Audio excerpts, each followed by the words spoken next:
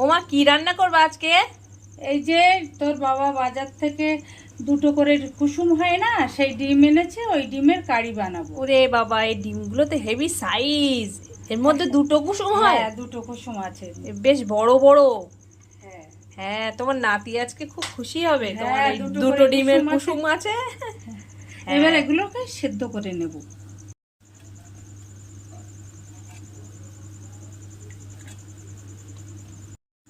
লবণ দিয়ে দিচ্ছি, খোসাগুলো সুন্দরভাবে উঠে আসবে।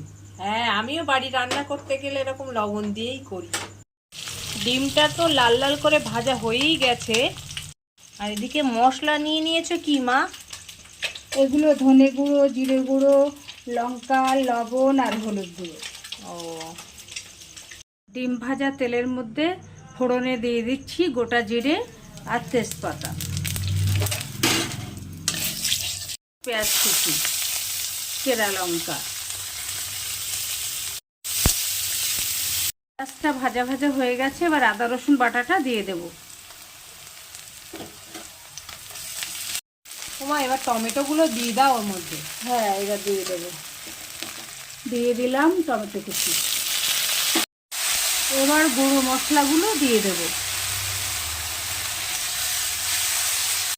মশলাটা কষানো হয়ে গেছে, এবার জল দিয়ে দেব। গন্ধটা কিন্তু হেভি বেরোচ্ছে মা। ডিমগুলো দিয়ে দিলাম।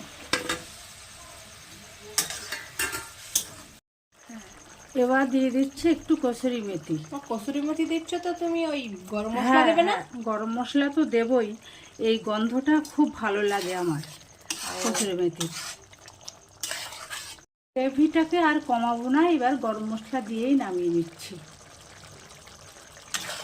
রংটা বেশ ভালো হয়েছে, দেখতেও ভালো হয়েছে, খেতেও মনে হচ্ছে খুব ভালো হবে।